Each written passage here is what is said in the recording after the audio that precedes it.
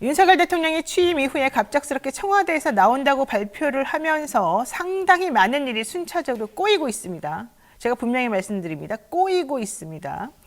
그리고 대통령실 청사 및 관저 이전, 그리고 순차적인 국방부와 외교부 이전, 이런 것들이 겹치면서 이전 비용이 눈덩이처럼 부풀어 올라서 여러분 잘 아시죠? 미쉐린 타이어처럼 되고 있어요. 이렇게 부풀어 올라가지고. 그 비용이 하다 이제 1조 원이 넘어섰습니다. 더 큰 의혹이 여기에 연결되어 있습니다. 관련 공사를 누가 맡을지, 해당 공사를 맡는 업체는 어떻게 선정이 될지, 과연 그 절차는 공정하고 액수는 적당할지입니다. 조금 전에 우리 한동희 기자가 말한 것처럼 세종의 제2집무실을 청와대 수준으로 짓는다고 얘기하면서 그 금액으로 한 4,900원 얘기하고 있어요. 즉 한 5천억이 넘게 또 들어갈 거라는 얘기잖아요. 1조 원 플러스 지금 5천억이 더 들어간다는 얘기인데, 자, 이거는 또 어떻게 마련해서 어떻게 누가 그 돈을 써서 또 공사를 하겠다는 건지 같은 맥락이죠. 이런 공사 한번 맡는 업체는 엄청난 대박을 특혜를 얻는 거 아니겠습니까? 4,593억 원으로 쓴다는 청와대급으로 짓겠다는 저 세종시 제2집무실, 저 집무실은 윤석열 대통령은 쓰지도 않아요. 내려가지도 않을 게 뻔할 뻔째야. 무용지물이 될 가능성이 높다는 거죠. 그래서 우리들이 궁금합니다. 그러니까 국정감사 때 무엇을 해야 됩니까? 그 예산이 정확히 얼마가 선정됐는지, 그 예산의 세부 항목들은 무엇인지, 그게 적당한지, 그런 것들은 누가 맡아서 어떻게 공사를 하겠다는 건지, 업체 선정은 누가 하고 있는 건지, 제대로 된 업체가 선정됐는지 등등등등 확인해야 되는 거죠.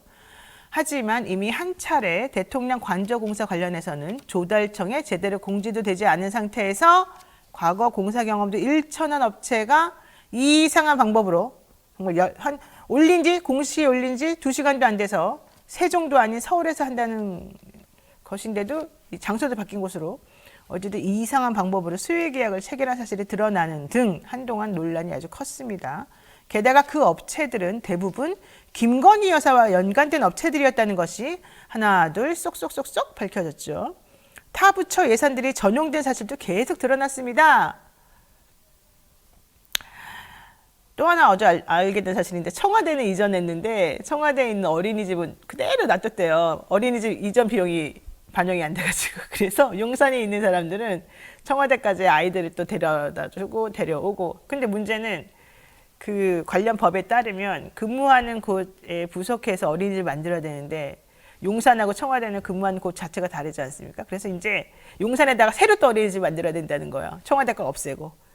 정말 난리 아닙니까? 어쨌든 자, 타 부처 예산들이 전용된 사실도 많이 드러나 있고요. 지금 국정감사가 한참이라서, 그래서 국회의원들이 정부에 이 국정감사 자료로 해당 관련된 그 사실들을 조금 알려달라라고 자료 제출을 요구했습니다. 그랬더니 국회에서 도면 요구하지도 않았는데 정부에서는 도면 공개할 수 없다 이러면서 자료 제출을 거부하고 있고요. 아니, 달라고 하지도 않은 도면 얘기를 왜 못 내겠다고 하는 변명에 쓰는 건지 모르겠어요. 또 예산 집행 현황은 내년 5월에 되면 우리가 좀 줄 수 있겠다, 뭐 이딴 식으로 나오고 있다는 겁니다. 대통령실, 경호처, 국방부, 대통령 관저 등의 이전과 관련한 공고명, 게시 입찰일, 수요 공고기관, 입찰 계약 방식, 예산, 낙찰액, 낙찰 업체명, 대표자 지분, 이런 것 등 알려달라고 했더니 아유, 무슨 소리예요. 우리 그런 거 절대 못 줘요. 또 각 입찰 공고 사업들에 대해서 시방서가 뭔지 아시죠, 여러분들? 사용한 재료가 뭐냐, 이 재질 품질, 치수는 어떻게 되냐, 이런 거 그냥 적어놓은 도면 같은 거예요. 그거 못 내놓습니다. 왜? 보안 자료라서. 뭐 시방서가 무슨 보안 자료입니까? 우리 맨날 내는 건데. 재판할 때도 맨날 내는 건데. 어쨌든 못 낸다고 했어요. 예. 진선미 의원실에 따르면 이게 비단 뭐 행안부에서만 그런 게 아니라 조달청, 국방부, 행안부 모든 관련 부처에서 다 같은 방식으로 못한다라고 했다는 겁니다. 이런데 법무부에서 지난 4일 홈페이지에 게시된 내용이 하나 있었어요. 서울중앙지방검찰청 증축 설계 용역 일반 공모를 했는데 희림종합건축사 사무소, 즉 희림건축이라는 곳에서 정영균 대표가 낸 설계안이 최종 당선작으로 선정됐더라. 법무부는 6월부터 형사 증거 기록 등 서류 열람 복사 공간과 사무실 공간을 늘리기 위해서 별관을 증축하는 그런 프로젝트를 진행하고 있는 중인데, 이 설계, 별관 증축 설계를 이제 누구에게 맡길 것인가 공부했습니다. 근데 바로 그 설계 용역을 히림이라는 곳에서 땄다는 거예요. 총 공사비가 774억 3천만 원이고 설계비만 35억이 넘습니다. 히림, 어서 많이 들어보지 않았습니까? 법무부는 히림에 35억 원 규모의 중앙지검 증축 설계 용역을 맡기겠다라고 했는데, 히림 건축은 바로 지난 4월에 행안부가 발주했던 용산 대통령실 청사 리모델링 공사의 설계 감리 용역을 맡아 수행했던 업체죠. 게다가 이 업체는 김건희 여사가 대표로 있었던 코바나 컨텐츠 주관의 전시회를 3년 동안 후원했던 그런 업체이고요. 건진법사하고 밀접한 연관 관계가 있는 연민복지재단, 여기에 1억 원을 후원했다고 알려진 업체이기도 합니다. 이런 업체가 연달아서 계속해서 중요한 관급 공사를 도맡아서 수주하고 있다. 전형적인 특혜 수주 아니냐, 상당히 의심스럽죠.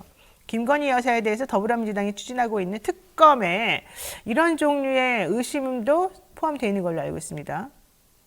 또 혹시 특검에 그런 내용이 설사 들어있지 않는다 하더라도 국민들 대다수는 사실은 상당히 뭔가 좀 이상하다, 자료 내달라 그랬더니 자료는 안 주고, 그런데 계속해서 뭔가 연관되어 있는 업체들은 여기에 계속 들어와 있고 계속 공사를 맡고 있고, 왜 그러냐고 물어보면 안 말해주고 내년에는 알려주겠다라고 하고, 이상한데 라고 하는 의심, 그런 의심을 품을 수밖에 없는 거죠. 자, 그렇다면 이와 같은 의심을 해결하기 위해서라도 정부에서는 당당하게, 나 떳떳하게 자료를 스스로가 제출해야 되는 거 아니겠습니까?